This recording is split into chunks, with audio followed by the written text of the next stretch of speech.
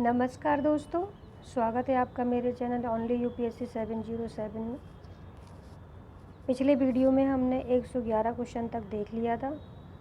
हम आर की series PYQ चला रहे हैं। 2021 का पेपर का डिस्कशन कर रहे हैं। तो अगला क्वेश्चन है 112। निम्नलिखित में से कौन सही सुमेलित नहीं है?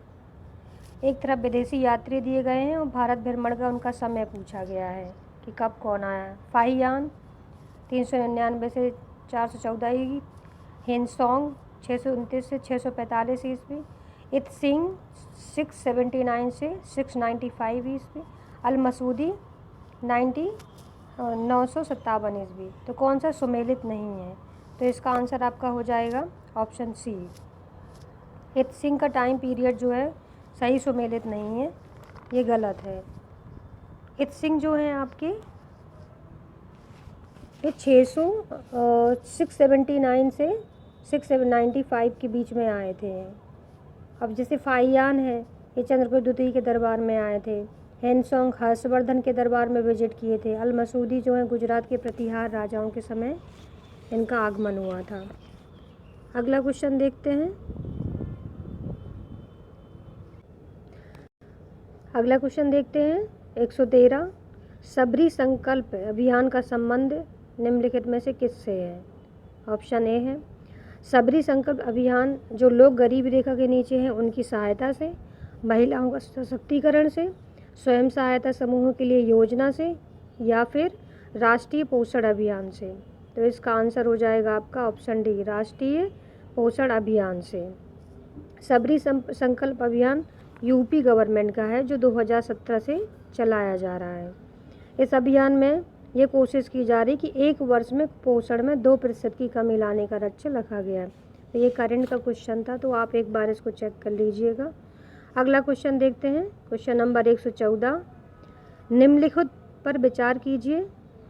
ए कलियारी पट्टू, थांग ता, मलखम्ब, गतका उपर्युक्त में से किन खेलों को खेलो इंडिया यूथ गेम में शामिल किया गया है?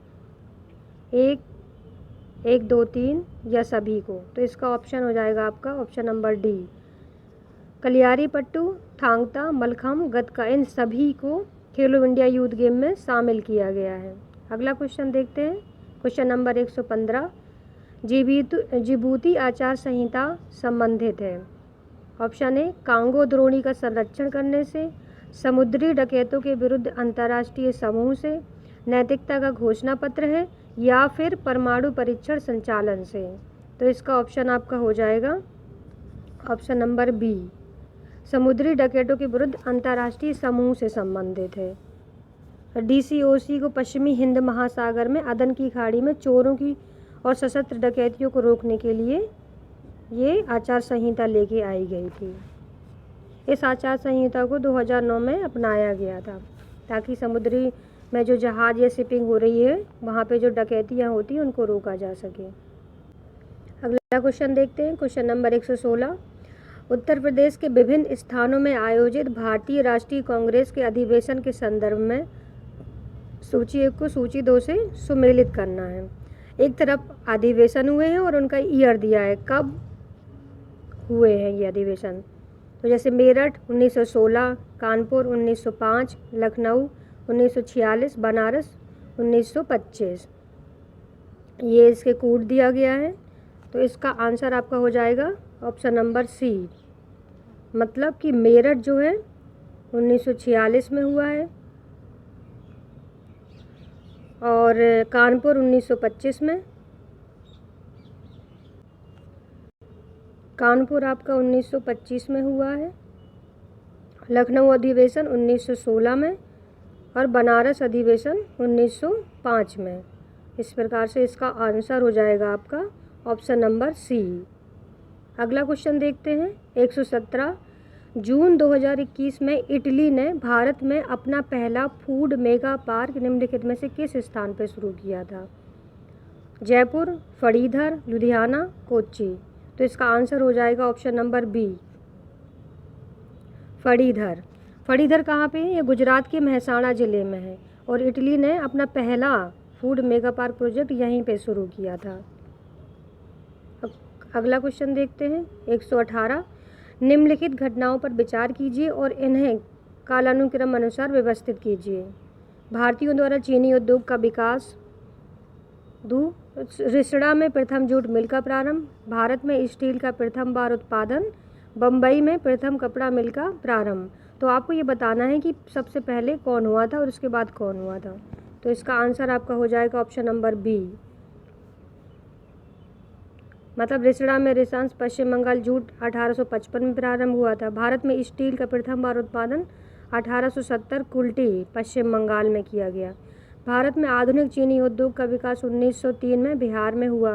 पहली चीनी मिल की स्थापना हुई थी इसी के साथ ही। अगला क्वेश्चन देखते हैं 119। निम्न ऋतुओं को भारतीय कैलेंडर के अनुसार कालानुक्रम में व्यवस्थित करना है। शरद ऋतु, ग्रीष्म ऋतु, बसंत ऋतु, वर्षा ऋतु। मतलब कि पहले कौन सी ऋतु आएगी, उसके बाद कौन सी ऋतु आएगी। एक जो ऋतुओं का साइकिल चलता है उसके हिसाब से आपको व्यवस्थित करना है। तो इसका आंसर हो जाएगा आपका ऑप्शन ए। तो सबसे पहले आपका ग्रीष्म आएगा, फिर वर्षा, फिर वसंत और सबसे अंत में शरद ऋतु। तो ये ऋतुओं का जो परिवर्तन होता है पृथ्वी का अपनी कक्षीय तल में 23.5 डिग्री कोण में झुके होने के कारण होता है, जिससे ये ऋतुओं का परिवर्तन होता है। भारत में ऋतुओं को मतलब 6 भागों में बांटा गया है, जैसे वसंत, ग्रीष्म, वर्षा, शरद, हेमंत, शीत ऋतु। अगला प्रश्न देखते हैं। क्वेश्चन नंबर 120 है। 2011 की जनगणना के अनुसार अनुसूचित जनजाति के संदर्भ में निम्नलिखित राज्यों का आरोही क्रम है। अरुणाचल प्रदेश, मेघालय, नागालैंड, मिजोरम। तो इसका आंसर देख लेते हैं। इसका आंसर है ऑप्शन नंबर ए। 2011 की जनगणना के अनुसार अरुणाचल प्रदेश, मेघालय, नागालैंड, मिजोरम। तो सर्वाधिक अनुसूचित जनजाति वाले 5 जिले कौन कौन से हैं? सबसे ज़्यादा मिजोरम में पाई जाती है, फिर नागालैंड, फिर मेघालय, फिर अरुणाचल प्रदेश। तो आरोही क्रम में लगाना था आपको। अगला क्वेश्चन देखते हैं। Question number 121। निम्नलिखित में से कौन सा एक सही सुमेलित नहीं है? एक तरफ पशु दिए हैं और एक तरफ उनकी नस्ल दी गई है। तो भैंस, भदावरी बिल्कुल सही सुमेलित है। गाय, सिंधी, ये भी सही सुमेलित है। बकरी, जमुनापारी, ये भी सही सुमेलित है। डी, भेड़, भेड़ थारपारकर, तो ये थारपारकर की नस्ल ना होके ऑप्शन नंबर डी गलत है, क्योंकि थारपारकर गाय की प्रजाति है, गाय।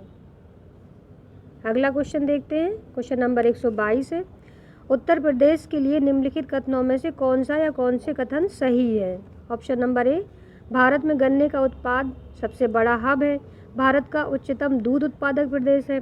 भारत में चावल का सबसे बड़ा उत्पादक है। तो ये 2021 का पेपर था, तो उस समय के ये जो डेटा है वो है, उसके अकॉर्डिंग इसका आंसर हो जाएगा ऑप्शन नंबर डी। भारत में यूपी जो है गन्ने का सबसे बड़ा उत्पादक हब है और दूध का, लेकिन चावल का नहीं है। उस समय चावल का सबसे बड़ा उत्पादक था आपका पश्चिम बंगाल। तो इसका आंसर हो जाएगा आपका ऑप्शन नंबर डी। अगला क्वेश्चन देखते हैं। निम्नलिखित में से दिल्ली सल्तनत के किस सुल्तान के शासनकाल में शाही महलों में हिंदू देवी देवताओं की पूजा होती थी? ऑप्शन ए, कुतुबुद्दीन मुबारक खिलजी, नसरुद्दीन महमूद, नसरुद्दीन खुसरो शाह, या फिर अलाउद्दीन मसूद शाह। तो इसका आंसर हो जाएगा आपका option number C, Nasiruddin Khusro Shah. क्योंकि ये खुद ही हिंदू धर्म से परिवर्तित मुस्लिम शासक था, तो ये चाहता था कि सारे रीति रिवाजें और मुस्लिम हिंदू धर्म का भी वर्चस्व हो। लेकिन क्या हुआ कि गयासुद्दीन तुगलक के नाम से जो गद्दी पे बैठा था उसने इसकी हत्या कर दी 1320 में। अगला क्वेश्चन देखते हैं। Question number 124। निम्नलिखित में से कौन सी नदी उत्तर प्रदेश राज्य से प्रभावित नहीं होती? प्रभावित नहीं है, प्रवाहित नहीं होती है। तो ऑप्शन ए, सोन नदी बिल्कुल होती है। हिंडन नदी ये भी होती है। गंडक नदी और शारदा नदी भी होती है, लेकिन गंडक नदी नहीं होती है। और इसका आंसर हो जाएगा ऑप्शन नंबर सी, क्योंकि गंडक नदी क्या है, बिहार में बहती है, ये उत्तर प्रदेश में नहीं बहती है। अगला क्वेश्चन देखते हैं 125। भारत की संसद द्वारा आपदा प्रबंधन अधिनियम पारित हुआ? 2001 में, 2005 में, 2009 में या 2013 में? तो इसका आंसर हो जाएगा आपका 2005 में। तो आपदा अधिनियम 2005 में भारत सरकार के द्वारा आपदाओं के कुशल प्रबंधन के लिए लाया गया था। हालांकि ये 2006 में लागू हुआ। इसका उद्देश्य क्या है? प्रबंधन में समन्वय रणनीति तैयार करना और क्षमता निर्माण का विकास करना। इसके साथ ही हम ये क्वेश्चन समाप्त करते हैं। और अगर मैं बार बार कह रही हूँ कि अगर कुछ भी प्रॉब्लम है तो आप कमेंट करें। और हाँ, बीपीएससी का आपको ये घटना चक्र सॉल्यूशन चाहिए तो उसके लिए आप मुझे कमेंट करेंगे तो ही मैं बनाऊँगी, नहीं तो ऐसे बनाने से क्या मतलब जब आपको चाहिए ही नहीं। और जो भी इसमें खामियां हैं, जो भी आपकी कमेंट है, मुझे प्लीज़ कमेंट ज़रूर करो।